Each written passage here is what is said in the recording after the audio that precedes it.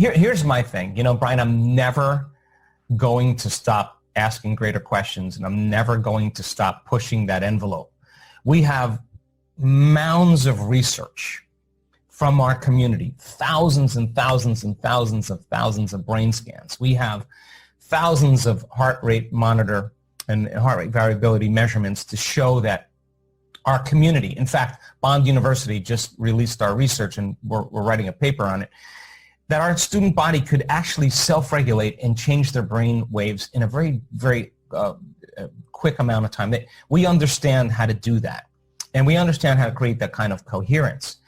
And if you're doing it in a room where there's soft music playing and there's 1,500 people around you, and it's safe, and you're not distracted by your environment, and the music's filling the space, and your eyes are closed, and you're not going anywhere, you're not eating anything, you're not smelling anything, you're not tasting anything, you're not experiencing and feeling anything, and you have the ability to pay attention and change your brain waves and get beyond your analytical mind and enter your autonomic nervous system, you can begin to produce physiological changes that you thought were only once left to yogis and mystics and masters. And turns out that we can teach people how to do that. So if you do that in the environment where you've practiced it, and then you return back to your life after a week-long retreat, and you start reacting to the same circumstances in your outer environment, every person, every object, everything, every place has a neurological network in your brain because you've experienced it.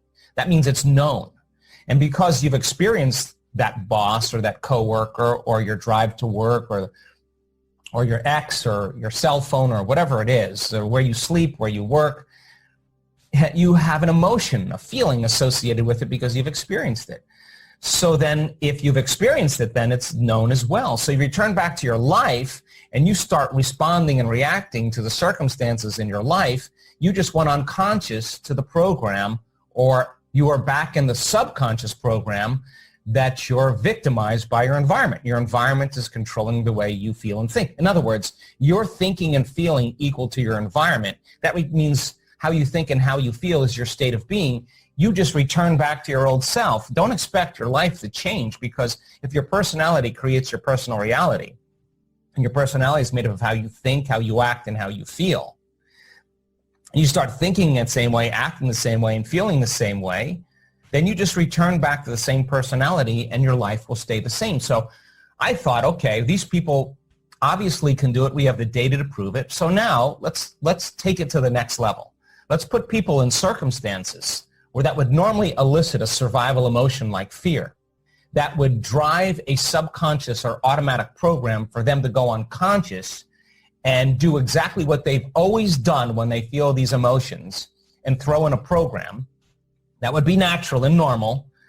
Or you put them in a circumstance that elicits that same response, and in that moment, that is the moment now where they have to self-regulate, and they have to go against thousands of years of programming and fear. They have to realize that their legs are shaking, their heart is racing, that now the game is on. And they have to, in that moment, practice the very formula that we've taught them in a circumstance that is challenging them to be greater than their environment, to be greater than their body and the response of the body, and not rush through it, but to master the moment in time. And when people start to do this and they settle their brain and body down, something amazing happens. All of a sudden now, they go further than they normally thought they could go. And when they return back to their lives, they will be less prone to react to the same circumstances. They'll be more conscious because they were conscious in that process. And if they've just done that at 45 feet in the air and they return back to their life and they see a circumstance, relative to what they just did, they're going to see this as a much less of a challenge in their environment, and they're going to catch themselves and not go unconscious. And in that moment, self-regulate. And I said to my community when all this happened, hey, all of this training is for now. This is game time. This is where it matters the most. You have to be able to be greater than your emotions, greater than your habits.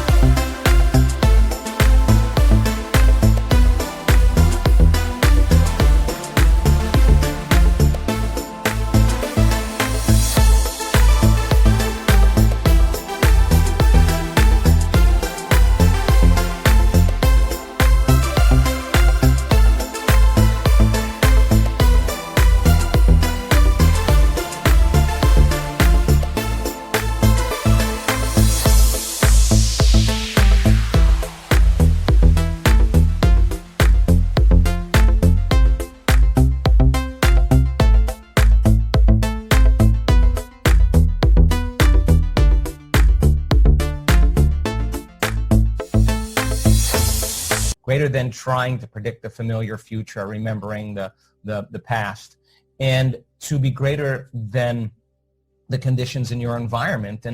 And that means then that we have to step out of the philosophical role into the practical role. And what a great opportunity to move to a greater level of consciousness, a greater level of awareness.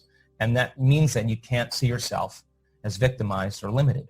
In my response to creating a greater level of awareness for people, I ran right down to the studio and said, okay, let's cut 2 meditations.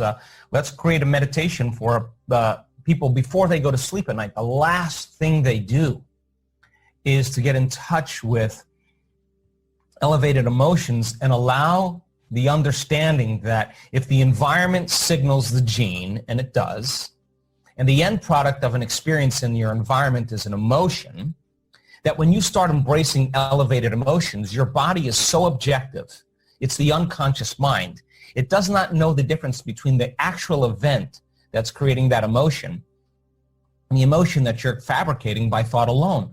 So the body is believing it's living in a new environment, and in fact, you are signaling the gene ahead of the environment, and your inner environment of your body is getting that chemical, that's oxytocin and dopamine and vasopressin and all the wonderful chemicals, nitric oxide, are causing energy to move into your heart, and it's time to repair. And your body gets that signal. It's going to make sense that if you practice this, you're strengthening your inner army. By the same means, this center where our adrenals are, people think it's a bad center, and it's not. It's your center where you willfully empower outcomes in your life, and you want to activate this center and create some energy and then move that energy into your heart.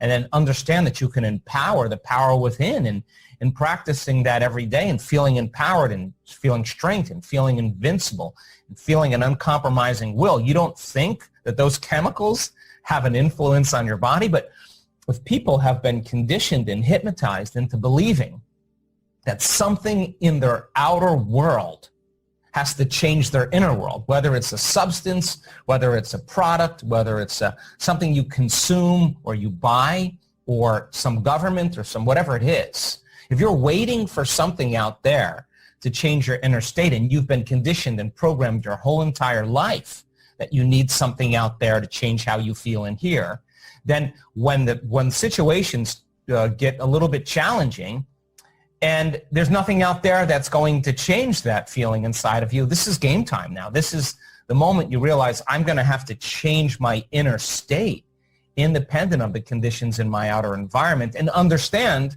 that there's science to actually show that you can. So some people would say, well, I'm just going to wait for this, or I'm going to wait for that. Well, those are the people that spend their whole life in separation and lack, waiting for their environment to change to feel gratitude. We're saying, once you understand the what and the why, then the next question is, why don't you do it? Why not have the experience and understand the how? So if the research is there, and not only the evidence that we have in all of the scientific tests that we've done with common people, but there's testimony. There are people that have healed themselves of crazy, crazy health conditions that show us that there is a new consciousness emerging. It is that 4-minute mile where you pierce through a layer of consciousness that is human limitation.